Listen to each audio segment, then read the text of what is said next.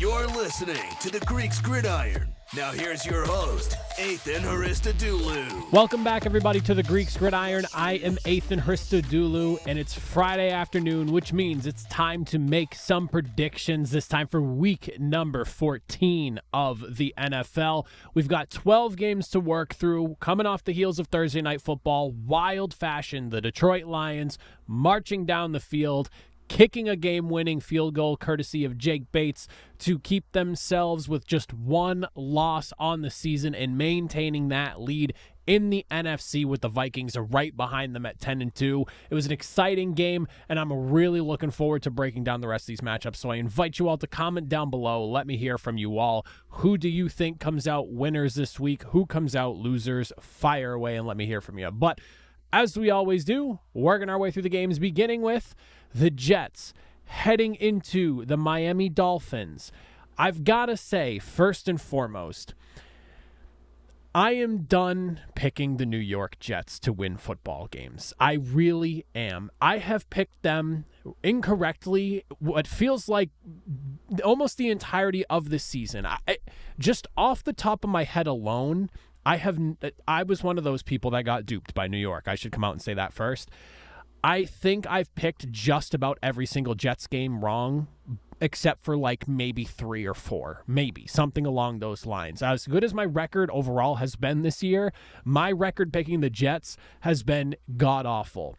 They're going into Miami to take on the Dolphins right now. Literally right before I started recording this, it came out that Breece Hall and Sauce Gardner are currently going to be listed as doubtful for this game against the Dolphins. And linebacker CJ Mosley's also going to the IR as well, which means he's going to be done for the season. I am done picking the Jets. I'm taking the Dolphins on this one here. I have the Dolphins winning 24-17. The Jets are in the gutter right now, and I'm sure by me saying this all, the Jets are going to come out and somehow smack the Dolphins in some crazy way, but I'm overpicking the Jets for wins and then being wrong about it, so I'm going Miami. I trust Tua and the offense over there in Miami far more than I do what we've gotten from New York this season. Give me the Dolphins 24-20. Next game we'll take a look at here, NFC Clash. We have the Atlanta Falcons with playoff hopes on the line somewhat in this game here, because if they drop this week and the Buccaneers come away with a win, they're going to find themselves in some trouble being on the outside looking in as far as the NFC South is concerned, even with 2 wins over the Bucs. But the Vikings sitting at 10-2 here. They have themselves at least a pretty good defense as far as defending the pass is concerned against the Falcons. But on the flip side, Kirk Cousins, I am concerned about how he's going to fare against this Vikings pass rush. Kirk Cousins against the pressure this season, sitting on 3 touchdowns to 9 interceptions with a 59.5% completion percentage and a 61.8 passer rating. We saw 4 interceptions from him just last week alone. I would say 2 of those he was definitely under pressure. There's a third one you could argue there, but I say he went 2 for 2 as far as being pressured and unpressured when throwing those 4 picks. With Minnesota coming in, they're 10th in pressure rate, but they are 3rd in total pressures this season and 4th in sacks altogether with 39 on the year. Atlanta's pass protection has been somewhere in like the upper third, I guess you could say, of the NFL. They're ranked 12th in pressures and pressure rate allowed with 25 sacks allowed on the season here. If Kirk Cousins is not comfortable in that pocket, and Minnesota has been able to make a lot of quarterbacks uncomfortable this season, I'm very worried about what happens with Atlanta here. The other thing I'm looking at is how this Atlanta secondary is going to deal with the Minnesota Vikings pass catchers, specifically Justin Jefferson and Jordan Addison. Combined as a duo, these guys have racked up 104 yards, 104 receptions, 1,613 yards, 9 touchdowns, and are averaging 15.7 yards per catch right now. Like I said, Atlanta's pass defense, pretty solid, about 221 yards per game allowed, which is 11th most, so they're in the bottom third, not the absolute worst, but they are definitely a little bit below average, I would say, with 21 touchdowns allowed as well. Those are all numbers coming from Pro Football Reference, or these ones are here. AJ Terrell has been credited for allowing a completion rate of about 73.8%. D. Alford sitting there as well. Mike Hughes, who's been active the last couple of weeks, sounds like he could be back for this game as well, so that would be a nice boost for them dealing with those pass catchers over there. Never mind, like TJ Hawkinson and company over there as well, Jalen Naylor. So I will be interested in seeing how they fare dealing with those 2 wide receivers. And it was also just put out not too long ago, Cornerback Stephon Gilmore, worth keeping an eye on as far as his injuries are concerned. Did not participate both Wednesday and Thursday in practice, so definitely worth keeping an eye on.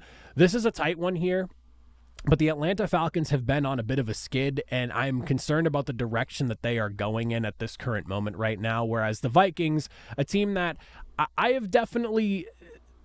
I've doubted, I guess I could say, is probably a good way of putting it. I'm not the biggest believer in Sam Darnold, although he did really look good towards the tail end of that game last week and coming back and pulling off a victory in a situation where it felt like Minnesota was all but lost against the Cardinals. So I like Minnesota in this game here. They are the better team, in my opinion. Some weird things have happened this year with these types of games, but the Vikings, especially at home, they're a very good home team, should be coming away with the win, but I wouldn't be surprised to see Atlanta fighting for their playoff lives right now with this 3-game losing skid that they're on, whatever it is at this moment. I would not be surprised to see them at least keep it close, make things difficult, but Minnesota winning 20-17 is kind of where I'm at right now. This next game here, one of those games that I really wish I didn't have to pick a winner for. We have the New Orleans Saints going into New York to take on the Giants. It looks like Drew Lock is going to get the start again for the Giants this week. Meanwhile, when you look at what the Saints are doing right now, currently 2-1 since firing head coach Dennis Allen. And the first thing that comes to mind, and it's more of a question than anything else, is has this defense really gotten that much better since they fired Dennis Allen? Because you'd think it would maybe go the other way, but the defense did not look good during a significant stretch of this season here. Up until Dennis Allen was fired, the Saints were allowing basically 31 points per game since week number 4. In the 3 games since Darren Rizzi has taken over, they're allowing just 17.3 points per game. That's basically a 13, almost 14-point differential right there on its own. So basically 2 touchdowns. That is a massive leap in progression alone.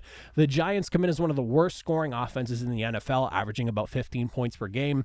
Both of their offensive tackles are dealing with injuries and potentially may or may not play depending on how things shake out with practice today. And I guess I should preface by saying I have not seen all the Friday practice reports for everyone. Some of them are not out, at least at this point in time with me recording here. On top of that, there's concerns surrounding the health of Malik Neighbors as well, and if he's going to be able to play. So definitely some things worth keeping an eye on there. The other thing I'm looking at is just the Saints and who the hell is catching passes for them right now. Taysom Hill and Bub Means are both out for this game here. You literally have 3 wide receivers that are available to you in New Orleans right now, with Inquinemius St. Brown, Dante Pettis, and Jermaine Jackson sitting on the practice squad. I would assume one of those guys gets elevated here, but they are awfully thin. Not even just at wide receiver right now, but just as far as pass catchers overall are concerned here. I'm going to assume that Derek Carr and Marquez Valdez-Scantling are going to continue to hook up a lot, and he's going to see a lot of targets in this game here. Since coming to New Orleans, he has almost 240 yards and 4 touchdowns, so I'm expecting a lot to go that way, but I'll be curious to see just where all these passes are going and who's going to be seeing a lot of the targets, because you can't just throw the football to one guy in Valdez-Scantling. Like, yes, that connection between he and Derek Carr seems very real right now, but you got to find somebody else to get the football to. And I mean, obviously you have Alvin Kamara, but I'm just curious who else is going to be catching those balls there. Jawan Johnson, maybe who else? I don't know. On top of that, this is another one of those games where it's just overall a mess of injuries. So take a look at the injury report. If you're a gambler or anything, by any means, I'm not. But if you are, definitely take a look at those things, because there's a long list of injuries on both sides of this football game. As for who I think is going to win, I really like the Saints in this one, going into New York, getting the job done. It feels like the Giants are trending towards being one of those teams that's picking inside like the top 3. I thought the Saints were in that position a few weeks ago, but since firing Dennis Allen, they've turned it around a bit. But the Giants, on the other hand, they feel like a team that may have like 1 win left this season, and it could be against this Saints team here. But all things considered, I'm really concerned with where the Giants are right now with the amount of injuries and just a lot of key places for them at this moment here. Saints O-line has me a little bit concerned on their end, but I think I like the Saints coming to New York to get the job done here, 25-19.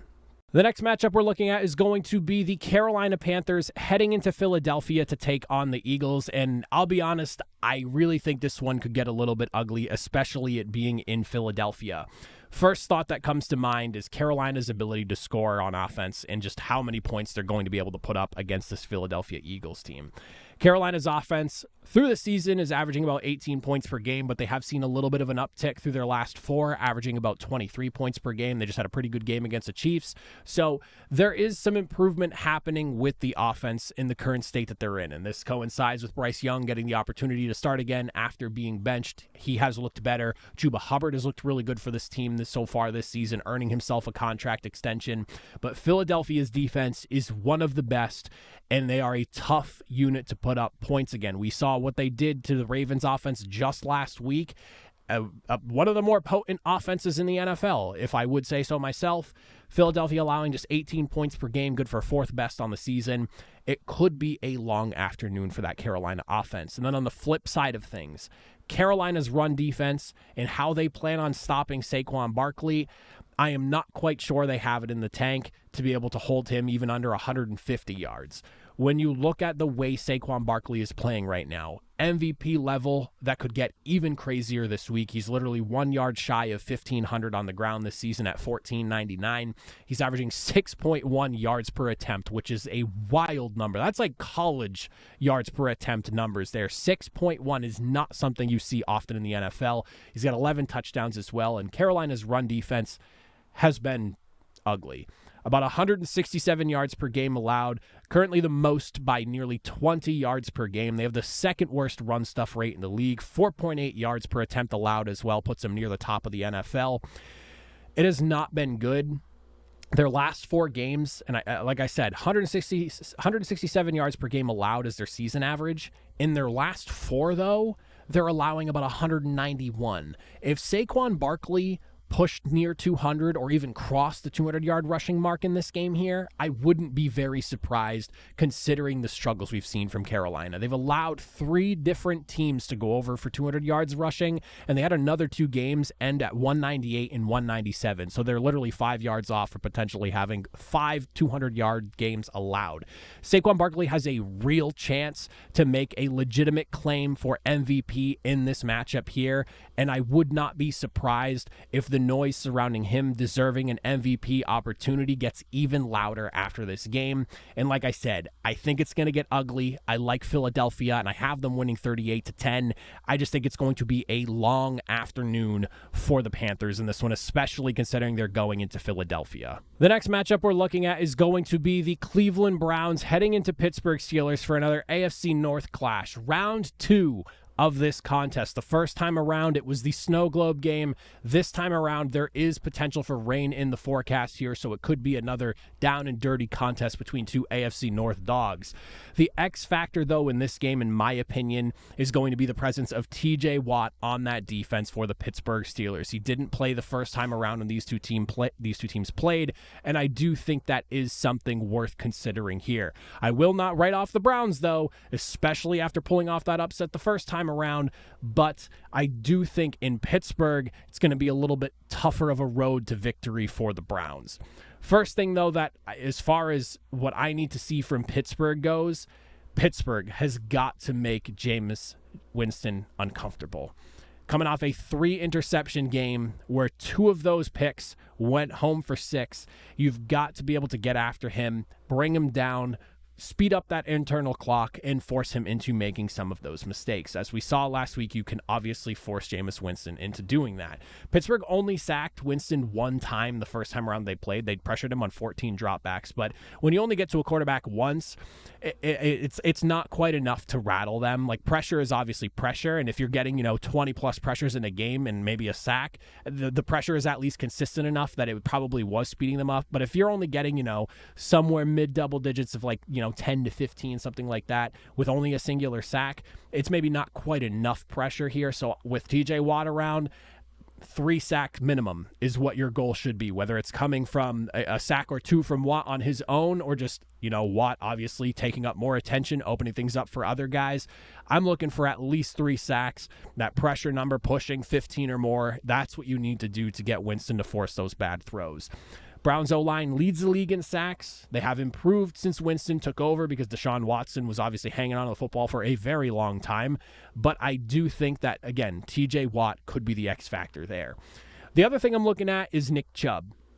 He's had a bit of a slow start working his way back from what was one of the most gruesome knee injuries I think anyone has ever suffered on a football field. But now, when you look at the way he's been playing, he had a pretty solid game, arguably his best game of the season against Pittsburgh, scoring in gotta-have-it type situations. You want to make sure you bottle him up and prevent that this time around. He carried the ball 20 times, only 59 yards, but those 2 touchdowns came when it mattered most. He was able to pound his way into the end zone and ended up being a big difference maker in the contest there. Definitely something worth thinking about here. On top of both of those things, just simply put, the Steelers need to play smarter. They need to play better football just overall in this game here. We watched 2 turnover on downs happen throughout that Cleveland and Steelers game the first time around. We also had the fumble by Russell Wilson that ended up turning the ball over. You had the missed field goal by Boswell. This is one of those games where Pittsburgh should be winning, and especially in Pittsburgh now, you should be winning somewhat comfortably, but AFC North games are always tight. They're always grinding contests, so I don't expect them to run away with it, even if it is in Pittsburgh. But we just need to see some smarter football be played, because Pittsburgh, I don't want to take anything away from Cleveland in the first time that they went against each other, but Pittsburgh did a really good job in giving that football game away, and they should not have lost. So now, rewrite the wrongs, get the victory. I'll take Pittsburgh 26-24. I don't think Cleveland's just going to give it to them. It's going to be another grindy contest, but I do like the Steelers, especially at home this time around. Next, we'll take a look at the Las Vegas Raiders heading into Tampa Bay to take on the Bucs. Perfect weather for this game. No rain. You're looking like mid-70s. Should be a excellent day for football in Tampa Bay. The first thing I'm looking at here, because Tampa Bay's defense has struggled against the pass a lot this year, are they going to be able to contain tight end Brock Bowers? Bowers is a legitimate candidate for Offensive Rookie of the Year, and to be honest, has probably been the most consistent amongst any Offensive Rookie of the Year, because he has been good to great from literally week 1 all the way to now. He leads the league in receptions with 84 right now. He's got nearly 1,000 yards. He's sitting just under 900 right now. 4 touchdowns and 10.5 yards per reception. He has 100 plus yards and 1 touchdown in 2 of his last 3 games. He is on a tear. And Tampa Bay, for what it's worth, again, they've struggled against the pass. They're 3rd in passing yards per game allowed, but they've struggled a lot to tight ends in general. 3rd in receiving yards per game allowed to tight ends, and allowing about 5.5 receptions per game to those tight ends as well. If they can't contain Brock Bowers, this is that trap game that Tampa Bay can't really afford to lose right now, because if the picks go the way that I am predicting this weekend right now, you have Minnesota taking down your division rival. You have an opportunity here to now leapfrog them. Despite the fact that you dropped both games to Atlanta, you need to come out victorious in this game. As far as other things I'm looking at, I think Tampa Bay's running backs versus the Raiders' run defense is definitely something worth keeping an eye on. Las Vegas has been pretty good against the run this season, ranking 11th in the NFL, allowing about 115 yards per game. But Bucky Irving and Rashad White have been a fantastic 1-2 punch. We had that crazy game with Sean Tucker where we all learned that they clearly have a very capable number 3 running back as well. So they have a 1-2-3 punch, if you want to call it combo, something like that, ranking 8th in rushing yards per game at about 137 yards right now. The balance that this offense is benefiting from right now, because of the fact that you have this running game.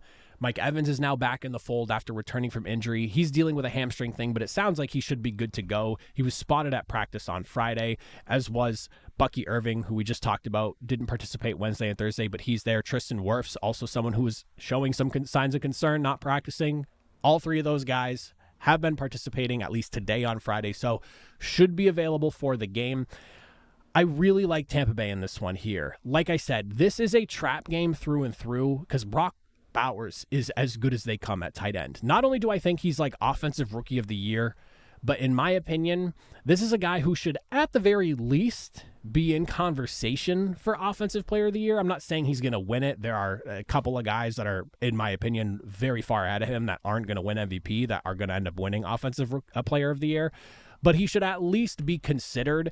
And if he's not winning a first-team All-Pro this year, then that just means that the voters aren't paying attention to what Brock Bowers is doing because he's on a 2-10 Raiders team right now. So this is a trap game through and through for Tampa Bay, especially being at home. You don't want to sleepwalk into this game, not take this Raiders team seriously, and then come away with a loss. You have an opportunity again.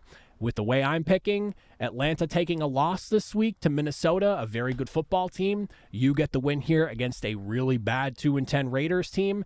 Buccaneers win 27-21 in my eyes, and they take the lead in the NFC South despite having dropped both games to Atlanta this season. This next one here, this is another one of those games that we talk about. Hate picking them because you're picking two teams that have a combined win total of 5. So the Jacksonville Jaguars heading into Tennessee to take on the Titans. Trevor Lawrence done for the season. He is on IR. He's going to have surgery on that non-throwing shoulder and get himself ready to go. I actually just happened to see a quote before I sat down to record where Doug Peterson was saying that this had nothing to do with the concussion. It was all about the shoulder injury. And I believe that, to be honest, but I've got to say that is ridiculous to me because I never really saw the point in having Trevor Lawrence come back to begin with. And all this turned into was whether you forced or just allowed Trevor Lawrence to put himself into harm's way because Doug Peterson and that entire front office there want to try to save their jobs, which in my opinion at 2-10, it's a little bit too late. But now you have Trevor Lawrence come in, he gets concussed, and now you're going to shut him down. And he's going to get surgery on the shoulder.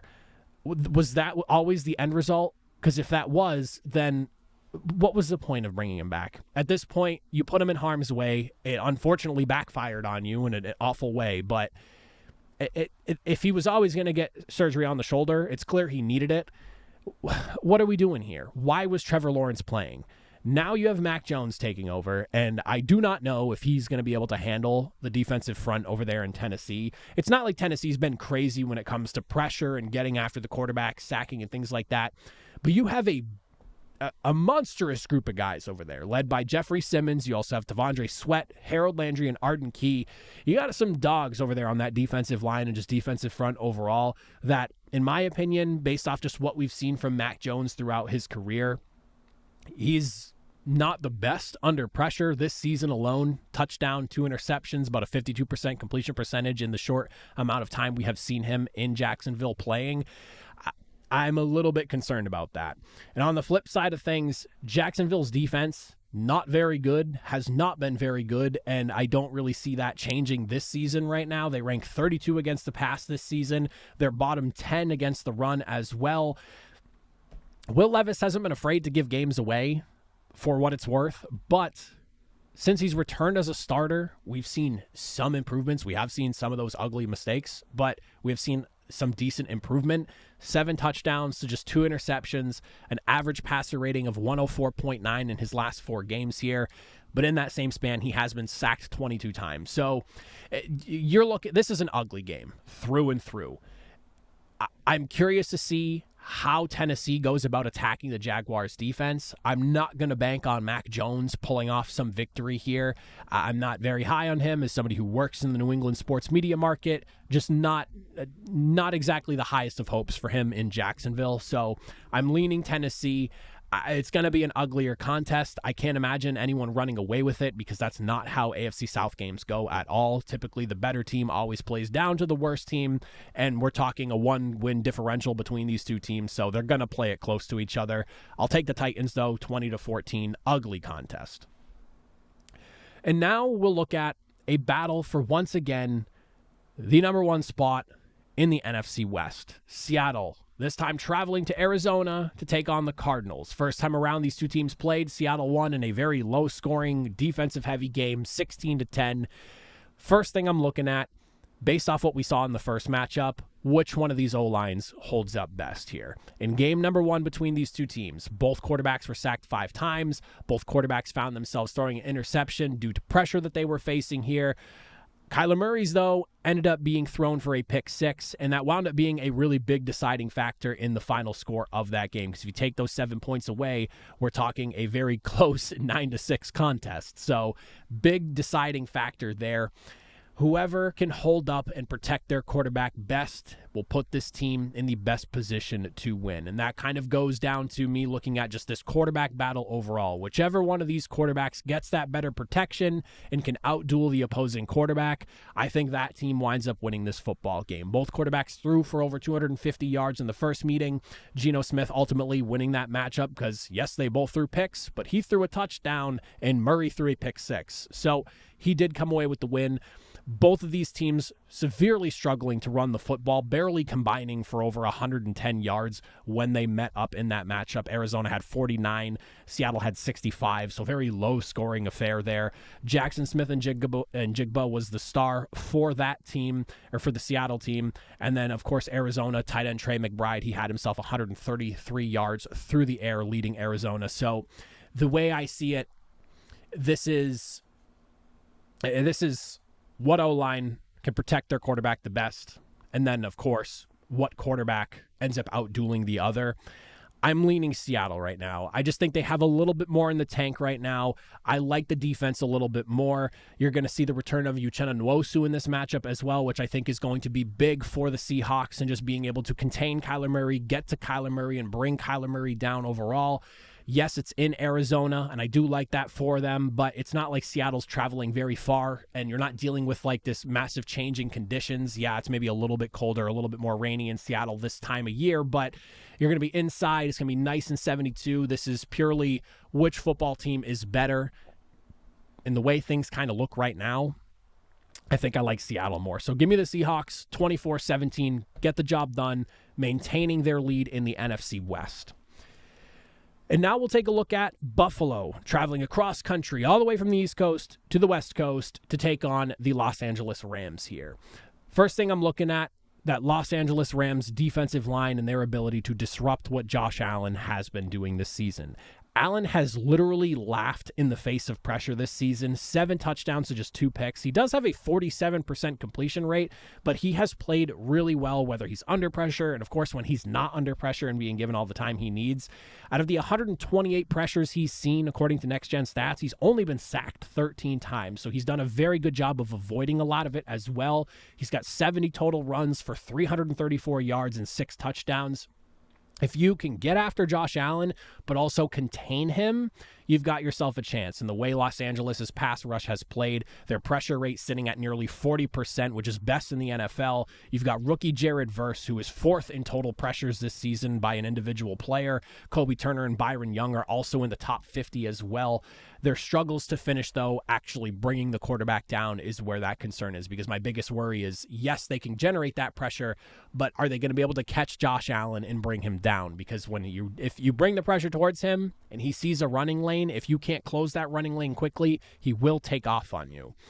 The other thing I'm looking at here for Buffalo's defense is slowing down a very hot Matthew Stafford right now. Buffalo's pass defense allowing about 200 yards per game, good for 8th best in the NFL, and allowing about 5.7 yards per play, which ties them for 6th best. They've been a very good unit against the pass. But Matthew Stafford, after a really tough start to the season, since week 8 on, has looked like a completely different person. And that's no coincidence, because that's also the mark of the return of Puka Nacua and Cooper Kupp for this offense. Since that week 8 game against Minnesota, Stafford has 14 touchdowns to 3 picks, and those 14 touchdowns are tied for 2nd most in the NFL since week 8. Before that game, he literally had 3 touchdowns on the season. You look at what Kupp and Nacua have done, combining for about 1,100 yards this season, well over 100, or actually right on the dot at 100 catches. This is one of those things where this was a Rams team that looked really bad early on. Injuries to the O-line got to them. They didn't have either of their 1 or 2 wide receivers. But since they've returned, it's opened up for Demarcus Robinson as well. They've been able to run the football more effectively as well, with Kyron Williams being able to set up the play action. And Matthew Stafford is killing teams right now when it comes to play action passes. Over 1,100 yards. He has 8 touchdowns, completing about 72% of the passes. This team has been on a tear offensively since week number 8, so slowing down what Matthew Stafford's been able to do is going to be key for Buffalo's defense. I think this one winds up being a very fun game. This is another game indoors. You don't have to worry about conditions and anything being in Los Angeles. I really think we're going to see points. And I like Buffalo. I think they're going to go in. It's going to be a tight contest. This Rams team could bring a good fight, but I think the Bills get it done 31-28. This next one, this is the first thing in my notes about this. Chicago going into San Francisco to take on the 49ers. There's always a chance for that like head coach firing boost, and that is very possible, but you can also have things like what's going on in New York where you fire your head coach and it probably hurt your team. So I'm assuming, based off of the poor situational awareness of what we were getting out of the Chicago Bears over the last like month, this is probably going to be an improvement, but the proof will be in the pudding when we actually see it put to work on the field. Both of these teams come into this game just injury messes galore. The 49ers, I would say more so than the Bears, but you look at just these injuries. Trent Williams and Nick Bosa both did not participate Wednesday and Thursday. Definitely concerned there. I do not know as of this moment here whether they practiced on Friday or not. I don't have any information for that right now. Diamador Lenore could be set to return. That'll be a plus for the defense. You also have Talanoa Hufanga, who hasn't played in quite some time because of a wrist injury. He's been limited in practice as well. I don't know if he's set to return this week or not. I couldn't find a clear answer, but I think it says a lot that he's been practicing at the very least. And it being a wrist injury, it's one of those things where you could put like kind of like a club on your hand and maybe make that work for a week if you wanted to get back sooner rather than later, with the 49ers kind of trying to save their season right now. Like, that doesn't seem too unrealistic to me. But, of course, the running back situation there. You lose both Christian McCaffrey and Jordan Mason. I'm assuming McCaffrey's done for the season. I would be so shocked to see him come back. Jordan Mason, it sounds like he's going to be going to the IR, even though he's not already there. I thought he was put on like a few days ago, but I guess not. So Isaac Roendo is going to be the guy getting the start there. So a lot of injuries on the 49ers side. Bears, though, on the other hand, they're getting some good news. DJ Moore and DeAndre Swift, they were both DNPs both Wednesday and Thursday, but they were limited in practice today. That should be good for them offensively. Rashawn Johnson, their running back, is going to be out, so hopefully DeAndre Swift plays, because if he's not playing, they're going to be very thin at running back. Then you also have Keenan Allen and Darnell Wright, who appear to be good to go, there were some injury concerns about them early in the week. They're both going to be playing as well, but injuries seem to be the theme, maybe a little bit more on San Francisco's end than anything else. But for me, I think this game really comes down to just the coaching. Kyle Shanahan, he's brought his team to a couple of Super Bowls. Yes, he's come up short, but despite all that and some of the jokes and inabilities of being able to finish and whatnot, he is a very good coach, in my opinion. At the very least, a very good regular season coach and a guy who can take his team very deep in the playoffs as well. You're going up now against Thomas Brown, who is getting his first opportunity to be a head coach for the Chicago Bears here. For a Bears team that's been extremely competitive, and it really feels like a lot of their losses boiled down to just poor coaching, but there's some other issues that go a little bit deeper than that. The O-line really is bad, and I don't really think you can blame a blocked field goal on Matt Eberflus. That comes down to just roster construction and the O-line and the current state that it is in over there in Chicago. But it is worth mentioning at the very least. I think this game could come down to coaching, and I think this game is going to wind up being very close. I don't know how most people are looking at this game. I don't think the 49ers should be heavily favored, even if it is in San Francisco, because, again, the Bears have been competitive over the last, month, and they're coming up short in a lot of games, very, very short. So it's not like this is a team that's 4-8 that could very well be 6-6 if things broke their way. On top of that, I think it does come down to quarterback play. Which one of these quarterbacks can outduel the other here? Caleb Williams, his last 2 games, has actually been really good. Nearly 600 yards passing, 5 touchdowns, no interceptions. Hasn't been the prettiest in the world because he's being chased down what feels like every single play. But he has been pretty good despite the pressure that he's facing here. Brock Purdy, on the other hand, not necessarily the greatest. He had that really ugly snow game against the Bills.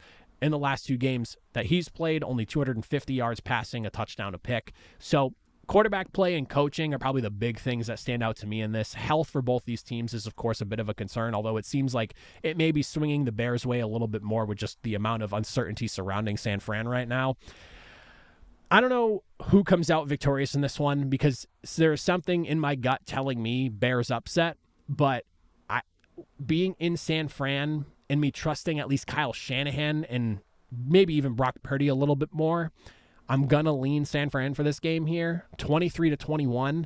But if the Bears come away with a victory here, I would not be surprised. And then we take a look at Sunday Night Football. The Chargers going into Kansas City to take on the Chiefs. The last time these two teams played, 20-10 win by Kansas City. The Chargers did not have their left tackle. They did not have their right tackle. And Justin Herbert was playing with a high ankle sprain, so basically on one leg. The first thing I'm looking at for this game here, if J.K. Dobbins was available, I would feel extremely good about a Chargers upset, because this isn't going to be one of those games where it's Kansas City in December at night freezing. It's actually going to be like 50 degrees at kickoff, which is not bad at all. That being said, the Chargers, since J.K. Dobbins went down with his injury, I went back and I even dug through the game, the actual numbers through the game against the Ravens, just to get you the exact number for this one. The Chargers have 78 yards rushing since J.K. Dobbins went down with his injury against Baltimore. A big part of the offensive success that we have seen from the Chargers this year has come through the fact that they've been able to run the football in games where maybe they've struggled to throw, or just being able to overwhelm opposing defenses, because J.K. Dobbins has been that good for them. You're now going to rely on Gus Edwards, Kamani Vidal, Hassan Haskins, I believe, is their third string running back right now, to get something going on the ground here. And that's a pretty tough ask, considering the Chiefs are third best in rushing yards per game allowed at just about 88. They are tied for second best in yards per attempt allowed at 3.7.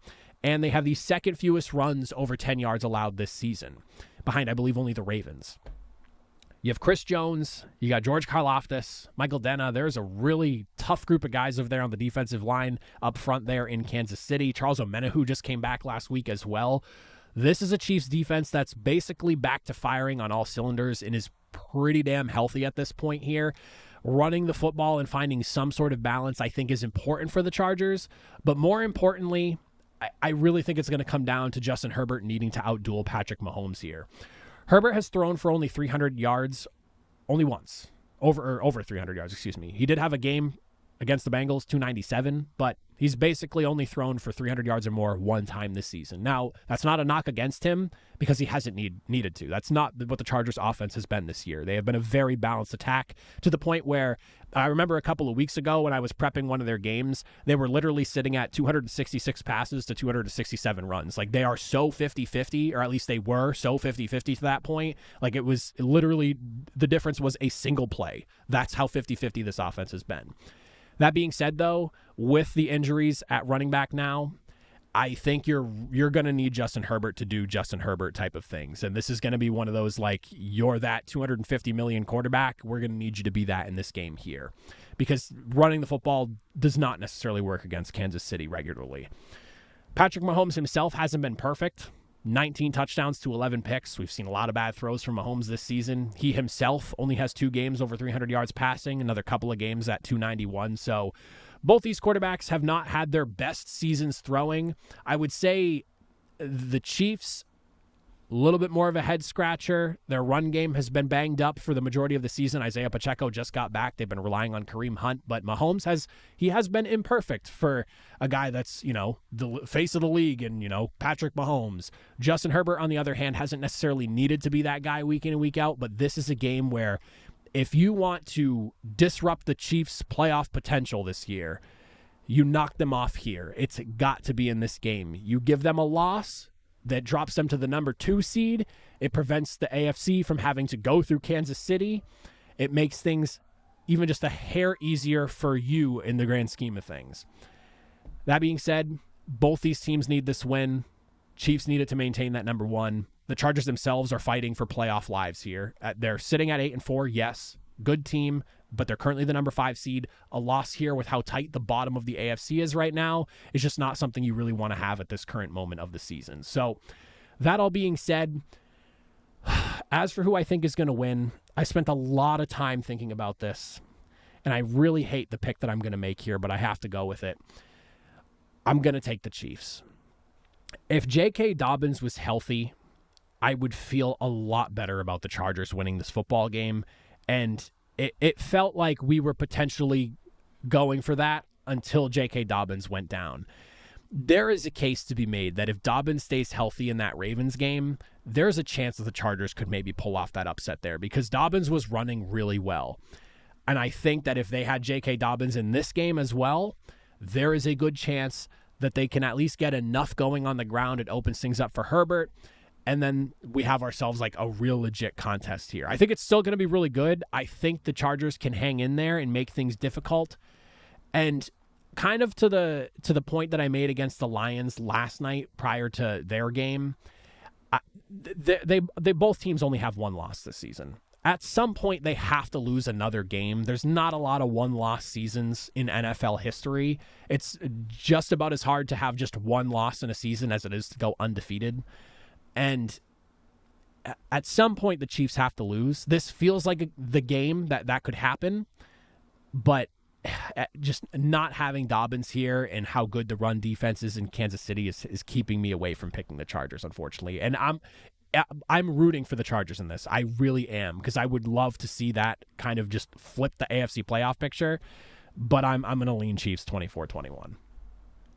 And then to wrap up this week's slate of games, on Monday night, we're looking at Cincinnati going into Dallas to take on the Cowboys.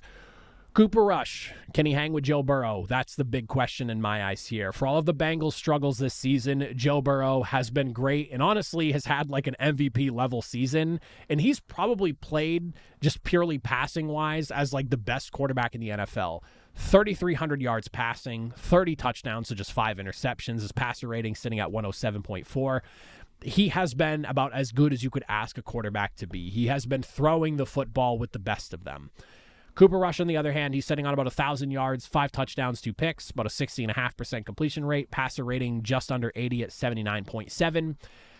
Not quite sure if I could buy into the Cooper Rush being able to go shot for shot with Joe Burrow, if that's the direction that this game goes, and I think there's a chance for that. Bengals defense has not been perfect by any means this season, and it feels like the Bengals need to put up 30-plus points in a game to come out victorious, and I wouldn't be shocked if that winds up being the case here, just because that has been the struggles of the Bengals defense this entire season, is keeping teams out of the end zone. They let them move a lot, and they can't even force teams to settle for 3. It feels like they are just letting up touchdown after touchdown after touchdown.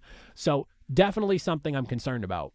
The other thing I'm looking at is the offensive lines and which one holds up here. Both teams have allowed 30 sacks this season, so both teams not perfect as far as pass protection goes.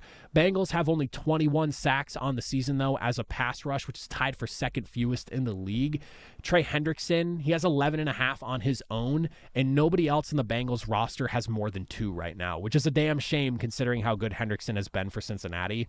Cowboys, meanwhile, on the other hand, they're sitting on 34 sacks this season, which ties them for 9th most, and remind you, Micah Parsons was missing for, I believe, 4 weeks, if I'm not mistaken, and DeMarcus Lawrence is still not back, and I think they went down the same game. So this is one of those things where you're at least getting a more balanced effort out of their pass rush. 6 different players with 3 or more sacks on Dallas right now. Micah Parsons, despite missing those 4 games, still leads the team with 6.5. So there is a path to success for this Cowboys team, especially being in Jerry World.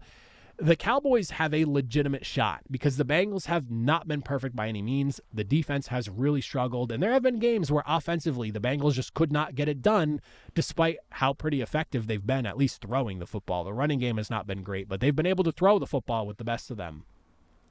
That being said, I think I am leaning Cincinnati, so I'm going to take the Bengals on this one. But I have them winning a higher scoring affair. That whole needing 30 points to win a football game, I think that might ring true here.